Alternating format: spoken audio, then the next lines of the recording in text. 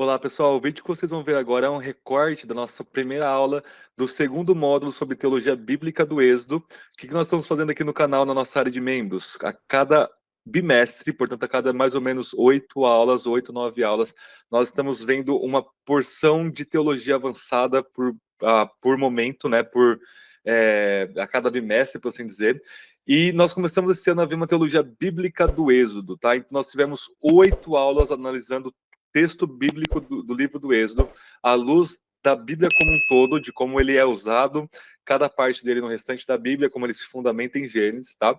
E agora nós vamos ver não o livro do Êxodo na teologia bíblica, portanto no restante da Bíblia, mas nós vamos ver como cada livro da Bíblia foi influenciado por esse segundo livro das Escrituras, esse maravilhoso livro do Êxodo, tá? Então, nesse segundo módulo, que a gente começa agora com essa primeira aula, tá? A primeira de 8 aulas, nós vamos ver nessa aula como o Êxodo influencia o resto do Pentateuco, da Torá, dos livros de Moisés, e também vai influenciar a Ruth e a vida de Davi em 1 e 2 Samuel. Então, nós temos esses dois grandes personagens, Ruth e Davi, com uma vida moldada pelo Êxodo, tá? Então, Deus abençoe vocês, se vocês têm um bom proveito aí, de conteúdo para vocês. E se vocês quiserem fazer parte então dessa nossa comunidade, nossos estudos avançados de teologia, tá? Você vai ter um breve antegozo do que você vai experimentar nas aulas aqui, tá? É só você ser membro aqui do canal, coloca lá Teologia Avançada, Seminário de Teologia Avançada, e por R$19, se não me engano, alguma coisa assim, você já faz parte, você vai ter acesso a todas as aulas anteriores e a todas essas aulas que nós estamos postando semanalmente aqui no nosso canal de membros, tá? Então, boa aula, Deus abençoe vocês. Olá, pessoal, sejam bem-vindos a mais um módulo aqui do nosso canal de Seminário de Teologia Avançada, tá? No nosso espaço de membros aqui no nosso canal do YouTube. E nesse segundo bimestre de estudos, nós vamos começar a ver a influência imensa, gigantesca, ubíqua do livro do Êxodo no restante do Antigo Testamento, e no próximo bimestre nós vamos ver o uso do Êxodo em todo o Novo Testamento, em cada parte, cada autor ali do Novo Testamento, de forma um pouco mais detida também, em 8 aulas aí, tá? Como vocês estão percebendo, eu não vou ter mais o pessoal ao vivo, tá? Conversei com eles lá, a gente achou por bem ficar só aqui no YouTube mesmo, ok? Então, muito provavelmente, por conta de não termos a interação ao vivo, nossas aulas serão mais objetivas, tá? O que pode ser interessante para vocês que estão assistindo, porque a gente vai passar o conteúdo um pouco mais objetivo, tá? A gente vai perder uma coisa ou outra por questão das perguntas interessantes que a gente sempre tinha, mas a gente ganha em objetividade também, a gente pode encurtar as aulas também e vocês ganharem um tempo aí para vocês assistirem de forma mais economizada, né? Mais econômica aí, ok? Então, nessa primeira aula, a gente vai ver o uso do Êxodo no restante da Torá, de forma bem panorâmica. Eu vou mostrar para vocês a estrutura literária que vai encapsular todos os livros de Moisés com um grande quiasmo, tá? Se você não sabe o que é um quiasmo, já falei no primeiro módulo, mas é a forma literária predominante da mentalidade judaica, hebraica, portanto, do Antigo Testamento, e também está presente de forma gigantesca no Novo Testamento, tá? É uma forma literária de se estruturar o texto que não é linear, é uma forma onde a primeira parte do texto se relaciona com a última, a segunda com a penúltima, ela vai formando esse sinal de mais, praticamente, né? Se vê deitado, sei lá. E é como se fosse um sanduíche mesmo, completamente simétrico, né? Até que você chega ao centro do texto, que normalmente, nem sempre, mas normalmente, é a parte que o autor está querendo focar aí mais. É o centro aí das atenções, literalmente, né? Então, gente, a própria Torá, o Antigo Testamento, a Pentateuco todo, forma uma estrutura de quiasmo, uma estrutura concêntrica na sua literatura, tá? Que é muito boa e muito proveitosa para nós entendermos o movimento do texto como um todo, para nós não nos perdermos em ficar analisando árvores e não ter um panorama da floresta como um todo, tá? Então, esse estudioso do Antigo Testamento, chamado A.C. Leder, ele resume a estrutura da seguinte forma: na estrutura concêntrica do Pentateuco, os paralelos entre Êxodo e Números sugerem que eles formam moldura para Levítico. Então, Levítico a gente vai ver que é o centro da Torá, tá?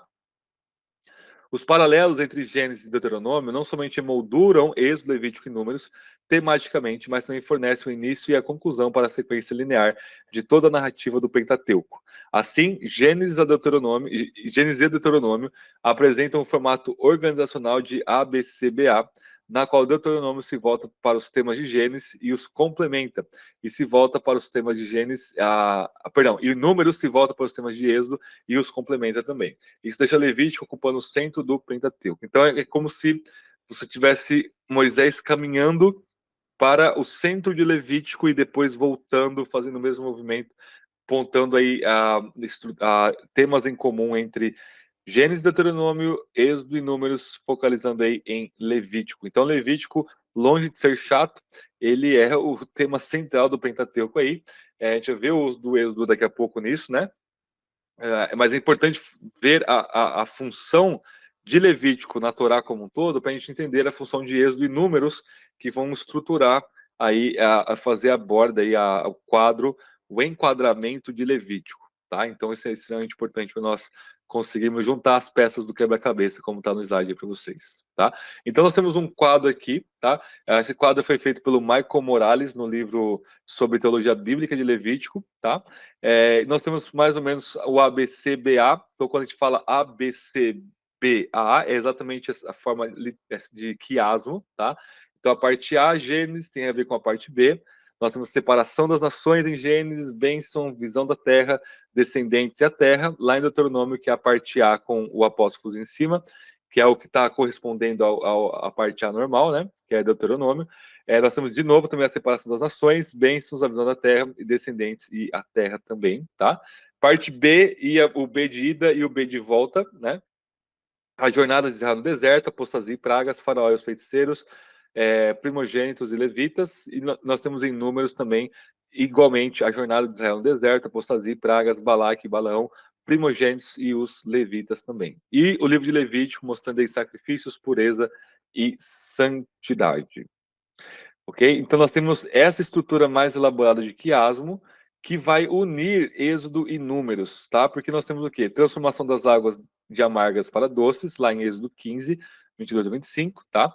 Nós temos aqui também a questão da fonte, a Números 21, 16 ao 18. Depois nós temos a água da rocha, Êxodo 17, 1 ao 7. Água da rocha, Números 20, do 1 ao 13. Guerra entre Amaleque e Israel. Guerra entre Amaleque e Israel. Êxodo, Números, mesma coisa. Alívio na liderança de Moisés, em Êxodo 18. Alívio na liderança de Moisés, em Números 11. Mesmo o sogro dele nos dois contextos aqui, né? Nós temos o próprio sogro dele, Obabe ou Jetro, né, aparecendo nos dois, chegada no Monte Sinai em Êxodo 19, partida no Monte Sinai em Números 10, tá? Então, Êxodo 20, ou 19, por assim dizer, até Números 10, verso 10, aí praticamente, né?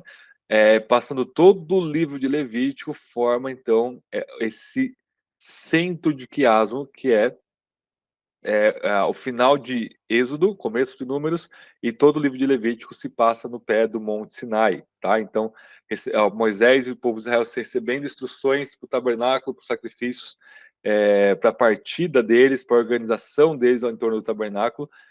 Então, isso aqui é uma perfeição maravilhosa de estruturação de texto, tá, gente? Para fazer uma coisa dessa é genialidade mais inspiração do Espírito mesmo, ok?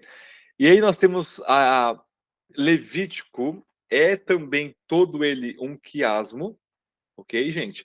E nós temos um quiasmo menor aí, Gênesis, Êxodo, Levítico, Número, Deuteronômio, tá?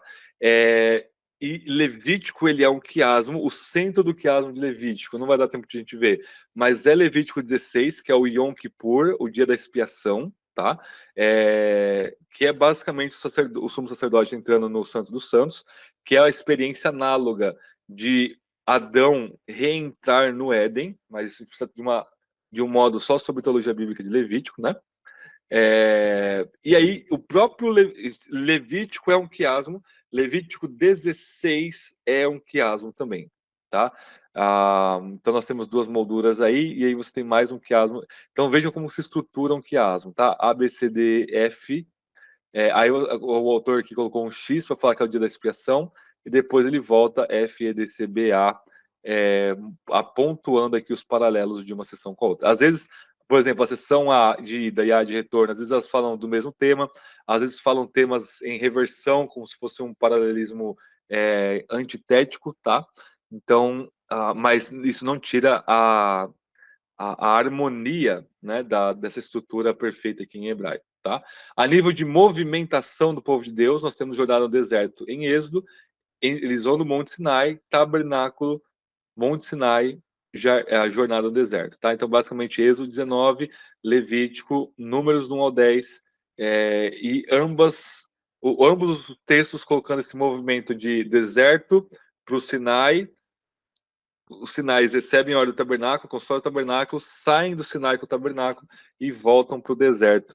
Nós temos um movimento constante. Então, se você está lendo o Êxodo, e aí depois você vai ler Números, e se parece que está lendo uma história muito parecida, é porque é muito parecida por conta do quiasmo.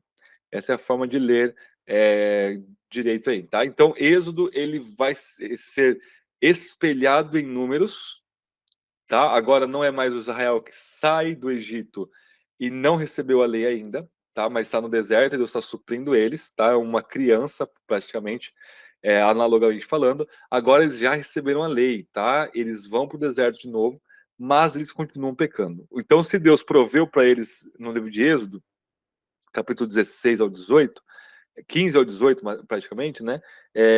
No livro de Números, que vão cometer os mesmos pecados, muito paralelos, até outros piores.